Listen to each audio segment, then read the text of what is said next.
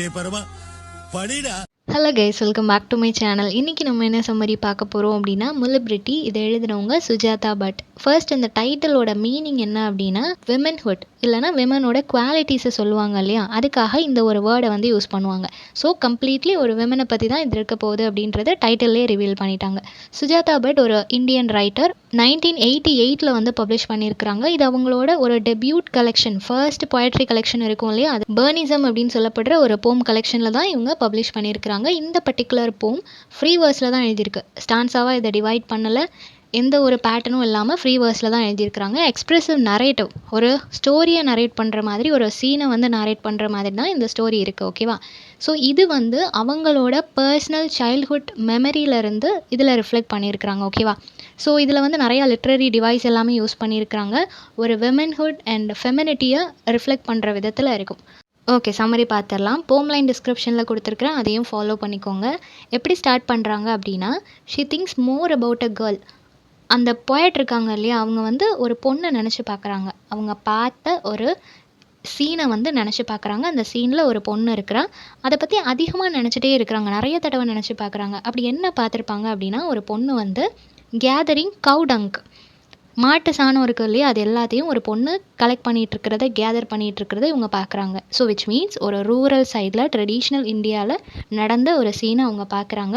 இன்னும் அடிஷ்னலி சில இன்ஃபர்மேஷன்ஸ் கொடுத்துருக்குறாங்க. அந்த பொண்ணு அந்த கவுடங்கை கலெக்ட் பண்ணுறதுக்கு ஒரு வைட் ரவுண்டு பேஸ்கெட் ஒன்று வச்சுருந்தா அப்படின்னு சொல்கிறாங்க.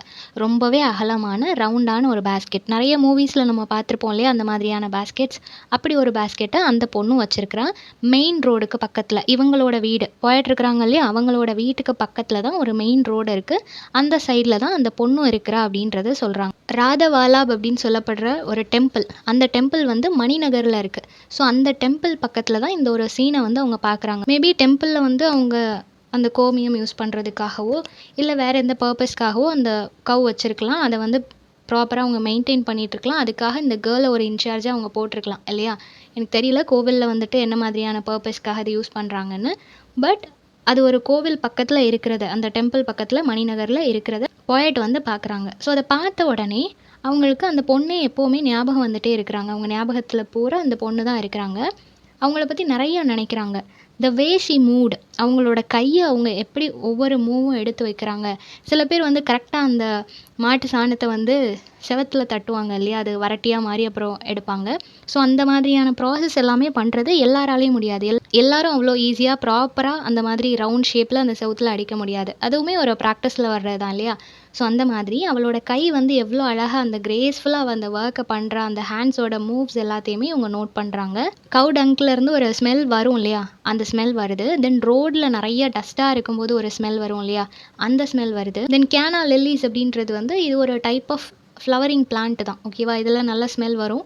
நல்ல வைப்ரண்ட்டான ஒரு கலரில் இருக்கக்கூடிய லில்லிஸ், ரொம்ப லார்ஜ் சைஸில் இருக்கும், நிறையா லீவ்ஸ் எல்லாம் இருக்கக்கூடிய ஒரு பிளான்ட். அதை வச்சு மாலெல்லாம் கூட கட்டுவாங்க. ஸோ அந்த மாதிரியான ஒரு ஃப்ளார் அது. அதோட ஸ்மெல்லும் வருது. So combination. இப்போது மாட்டு சாணத்தோட ஸ்மெல் எப்படி வரும், ரொம்ப வேர்ஸ்டான ஒரு ஸ்மெல்லாக இருக்கும். இன்னொரு பக்கம் ஒரு ஃப்ளாரோட ஸ்மெல் வருது. ஸோ ரெண்டு கான்ட்ராஸ்டான டிஃப்ரெண்ட்டான ஸ்மெல் கலந்து வரும்போது அது ஒரு வித்தியாசமான ப்ளசன்ட் அண்ட் அன்பிளசன்ட் ரெண்டு விதமான ஃபீலிங்கை கொடுக்குது அப்படின்றத சொல்கிறாங்க. இவங்களால் அந்த ஃப்ரேக்ரன்ஸை ஸ்மெல் பண்ணவும் முடியல, இங்கேருந்து வரக்கூடிய அந்த ஒரு வேர்ஸ்டான ஸ்மெல்லையும் அவங்களால டாலரேட் பண்ண முடியல. ஸோ இந்த மாதிரி ஒரு சிச்சுவேஷன் தான் இருக்குது அப்படின்றத சொல்கிறாங்க. இப்போது அந்த ஸ்மெல் ரெண்டும் கலந்த மாதிரி ஒரு ஸ்மெல் வருது இல்லையா, இதை வந்து எப்படி கம்பேர் பண்ணுறாங்க அப்படின்னா, ஒரு மங்கியோட ப்ரீத், மங்கி கிட்ட இருந்து அது ஒவ்வொரு இடமா போயிட்டுருக்கும், நிறைய தேவையில்லாததெல்லாம் சாப்பிடும். அப்போ அது ப்ரீத் பண்ணும்போது ஒரு பேட் ஸ்மெல் ஒன்று வரும்.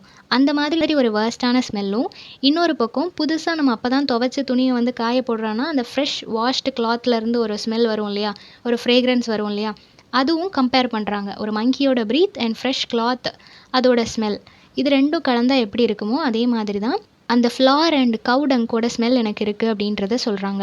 தென் இன்னொரு பக்கம் நிறைய க்ரோஸ் எல்லாம் இருக்கும் இல்லையா, அந்த அதுக்கிட்ட இருந்தும் ஒரு பேட் ஸ்மெல் வரும். ஸோ அந்த க்ரோவோட விங்ஸ் எல்லாம் அது ஓப்பன் பண்ணும்போது அதுலேருந்து டிஃப்ரெண்ட் கைண்ட் ஆஃப் ஸ்மெல் வந்து என்னால் ஃபீல் பண்ண முடியுது அப்படின்றத சொல்கிறாங்க. ஸோ இந்த மாதிரி வித்தியாசமான நிறைய ஸ்மெல்ஸ் வந்துட்டு இருக்கிற சமயத்தில் அகெயின் இவங்க அந்த கவ்வோட டங்க், அந்த மாட்டு சாணத்தோட ஸ்மெல்லை வந்து ஃபீல் பண்ணுறாங்க.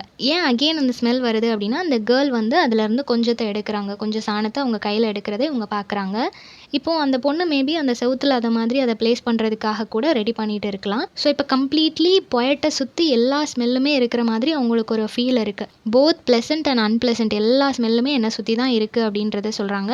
அது எப்படின்னா செப்பரேட்டாக அண்ட் ஆல்சோ சைமல்டேனியஸ்லி கண்டினியூஸாக அது வந்துக்கிட்டே இருக்குது அப்படின்றதையும் சொல்கிறாங்க. இப்போ அகெயின் நான் அந்த பொண்ணை பற்றி நிறைய நினச்சிட்டே இருக்கேன். அந்த பொண்ணு தான் என் ஞாபகத்தில் வந்துட்டே இருக்கிறா. நான் அவளை பற்றி யோசிச்சுட்டே இருக்கிறேன். But I'm not willing to use her. நான் வந்து அவளை பற்றி யோசிச்சுட்டே இருக்கிறேன். ஆனால் என்னால் அவளை ஒரு சிம்பிளாக வச்சோ ஒரு மெட்டஃபராக வச்சோ எனக்கு எதோடையும் கம்பேர் பண்ண மனசில்லை அப்படின்றத சொல்கிறாங்க. விச் மீன்ஸ் அவங்க வந்து இவளை வந்து ரொம்ப பெருமையாக நினைக்கிறாங்க. அவள் பண்ணுற அந்த ஒர்க் வந்து யாராலையும் ஈஸியாக அதை பண்ண முடியாது இல்லையா. எதுவுமே இந்த உலகத்தில் சாதாரணமானது ரொம்ப கேவலமானது அப்படின்றது எதுவுமே கிடையாது. எல்லாருக்கும் அவங்க பண்ணுற ஒர்க் பெருசாக தான் இருக்கும். அந்த மாதிரியான சுச்சுவேஷனில் இந்த பொண்ணோட இந்த கிரேஸ் அந்த ஒர்க் அவள் ரொம்ப அழகாக பண்ணிகிட்டு இருக்கிறா. அதை பார்க்கும்போது என்னால் அவ்வளோ ஈஸியாக ஒரு மெட்டஃபர் மாதிரி எதோடையோ அவளை கம்பேர் பண்ண முடியலை, அவளை ஒரு சின்ன சிம்பிளாக என்னால் சொல்ல முடியலை அப்படின்றத சொல்கிறாங்க. ஸோ அவங்களால ஈஸியாக அவளை ஒரு சிம்பிளாகவும் நினைக்க முடியல. அட் த சேம் டைம் ஒரு நைஸ் பிக்சரில் அவளை பிளேஸ் பண்ணணும்னு நினச்சாலும் அவங்களால முடியல. ஸோ அவளோட மைண்டு வந்து தடுமாறிட்டே இருக்குது. இன்னொரு பக்கம் என்ன சொல்கிறாங்க அப்படின்னா இவங்களுக்கு வந்து அவளை மறக்கவும் முடியல. அவளை மறக்கணும், இந்த ஒரு சீனே என்னோட மைண்டில் இருந்து நான் எரேஸ் பண்ணிடணும் அப்படின்னு நினச்சாலும் அதுக்கும் எனக்கு மனசு வர மாட்டேக்கு. அட் த சேம் டைம் நான் யார்கிட்டயாவது போய் அவளை பற்றி அவளோட அந்த கிரேட்னஸை பற்றி அவளோட பாரை பற்றி எப்படி அவளோட சீக்ஸில் ஒரு கிளிட்டர் மாதிரி இந்த ஒர்க் வந்து மினுங்குதோ அது எல்லாத்தையும் நான் சொல்லணும் அப்படின்னு நினச்சாலும் அதுக்கும் எனக்கு மனசு வரல அப்படின்றத சொல்கிறாங்க. ஸோ அவங்களுக்கு சொல்லணும்னு இருக்குது, சொல்ல வேண்டாம்னு இருக்குது. அவளை மறக்கவும் முடியல, அதே மாதிரி அவளை பற்றி பேசணும்னு எனக்கு தோணலை அப்படின்றத சொல்கிறாங்க. ஸோ இதில் என்ன தெரியுது அப்படின்னா அந்த விமனோட inner strength each and every time ஒரு பர்டிகுலராக ஒரு ப்ராமிசிங் மவுண்ட் ஆஃப் டங்க் மூவியில் காட்டுற மாதிரி கொஞ்சம் கொஞ்சமாக எடுத்து அதை அந்த வாலில் பிளேஸ் பண்ணுறதுக்காக அவள் எடுத்துகிட்ருக்கிறா. ஸோ இதில் என்ன சொல்ல வராங்க அப்படின்னா ஒரு விமனோட கிரேஸ்ஃபுல்லான ஒரு ஒர்க் ஒரு விமன் கிட்ட ஒரு ஒர்க்கை கொடுக்கும்போது அவள் எந்த அளவுக்கு அதை கிரேஸ்ஃபுல்லாக பண்ணுவாள், நம்ம அட்மையர் பண்ணுற அளவுக்கு. அது ரொம்ப வேர்ஸ்டான ஒரு ஒர்க் அப்படின்னு நினைக்கலாம். இதான் எல்லாரும் ஈஸியாக பண்ணலாமே அப்படின்னு சொல்லி நினைக்கலாம். இதெல்லாம் ஒரு வேலையான்னு நம்ம வந்து ஏளனமாக நினைக்கும் போது அதை ஒரு பொண்ணு எவ்வளோ கிரேஸ்ஃபுல்லாக பண்ணுறா அப்படின்றது இருக்குது இல்லையா. ஸோ அதை தான் குவாலிட்டி ஆஃப் விமன்ஹுட் அப்படின்றத சொல்கிறாங்க. விமனால் எந்த ஒரு விஷயத்தையும் அழகாக கிரேஸ்ஃபுல்லாக பண்ண முடியும் அப்படின்றத சொல்கிறாங்க. அட் த சேம் டைம் அவளை சின்னதாக ஒரு சிம்பிளாக மட்டும் என்னால் கொண்டு வர முடியாது அப்படின்றதையும் சொல்கிறாங்க. தென் அவங்களால இந்த கேர்ளோட அந்த மெமரியிலேருந்து வெளியே வர முடியல. அந்த ஒரு சீன் அப்படியே என்னோட மைண்டில் இருக்குது. இப்போ அந்த போம் எழுதுறது கூட அது ஒரு ரீசனாக இருந்திருக்கு அப்படின்றத சொல்கிறாங்க. ஸோ இந்த சம்மரி எல்லாருக்கும் புரிஞ்சிருக்கும்னு நினைக்கிறேன். நெக்ஸ்ட் என்ன டாப்பிக்கில் வீடியோ போடலான்னு சொல்லி கமெண்ட் பண்ணுங்கள். தேங்க்யூ ஃபார் வாட்சிங்.